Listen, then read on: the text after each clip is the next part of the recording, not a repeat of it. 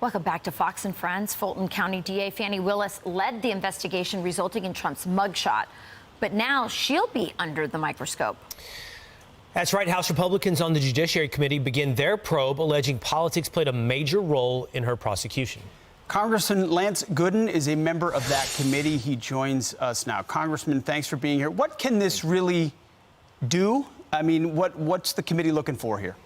Well, just this week, the committee led by Chairman Jim Jordan issued a letter to the district attorney there in Atlanta asking for documents that reflect any correspondence or working with Prosecutor Jack Smith or the executive branch in any way. They also want to know how federal funds that office has received have been spent, because what this investigation has led us to believe is that it is politically motivated. In the very long letter that the district attorney received this week, we referenced some of the things that she references in her indictment, some of the things that she said furthered this criminal enterprise, such as Mark Meadows requesting the phone number of the Pennsylvania House Speaker.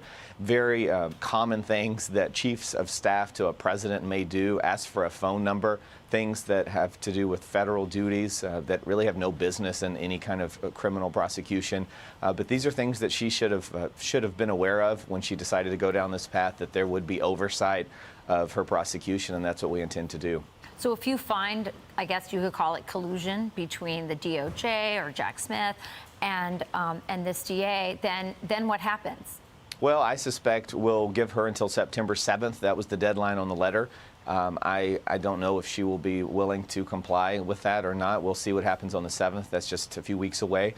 From there, we can move to subpoenas. We can move to bringing witnesses in before the committee and really ramp up the oversight process. But I'll give her the benefit of the doubt until September the 7th with respect to getting us the very simple documents that we've requested.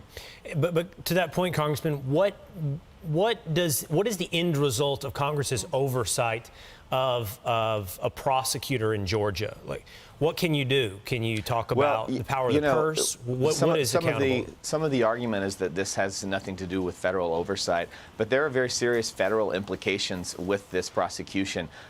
There are very serious questions about the motivations behind this.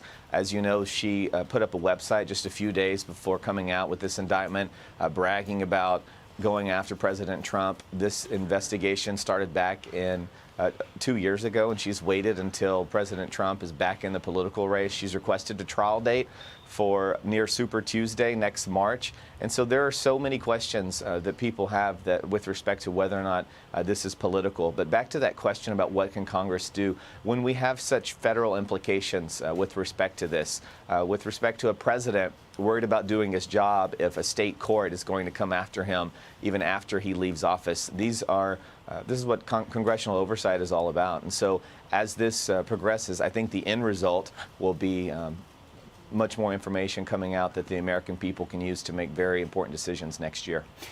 That correspondence that you're requesting of potential communications between Fani Willis and Jack Smith, right, who's the special prosecutor, would that by necessity be bad? It shouldn't sometimes prosecutors compare notes so that you're not double charging or something? I mean, or could it be that not communicating is bad? What's your takeaway?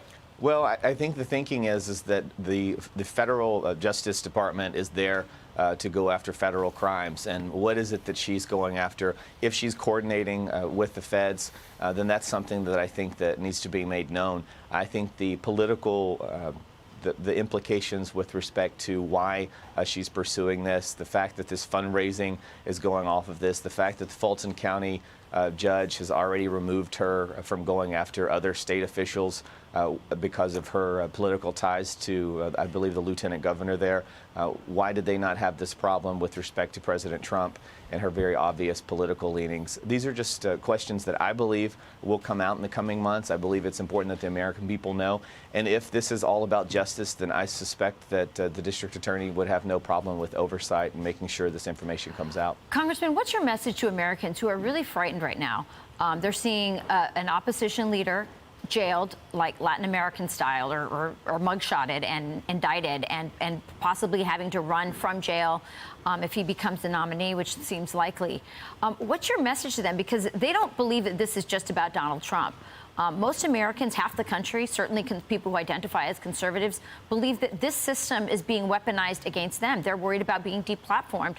They're seeing that happening to conservatives, financially speaking, from banks. They're worried about, being censored by big tech media companies. They're worried about the government being weaponized against them. What is your message to them? Because truly, the Republicans in Congress are the only voice they have in this government. Well, first of all, elections matter. If it weren't for this very small margin of lead that we had in the last cycle in the House, where would we be today? What powers would we have? It's very terrifying. I filed a lawsuit against the county of Dallas in the last election cycle because they were cheating. I alleged that they were cheating. I had evidence that they were. And I'm waiting to get indicted by Fani Willis for my actions. If, as an elected official, I cannot speak up when there is an injustice because of fear of prosecution, then what country do we live in? And I would say to the American people and to those who are fearful of what they're seeing, you've got to focus on the next election cycle. You've got to support your members of Congress and know that we're doing all we can on the Republican side in the House. But winning the next election and winning back the White House is critical. All right. Congressman Gooden, thank you so much. Thank you, sir. Thank you. Thank you, sir. I'm Steve Doocy. I'm Brian Kilmeade. And I'm Ainsley Earhart. And click here to subscribe to the Fox News YouTube page to catch our hottest interviews and most compelling analysis.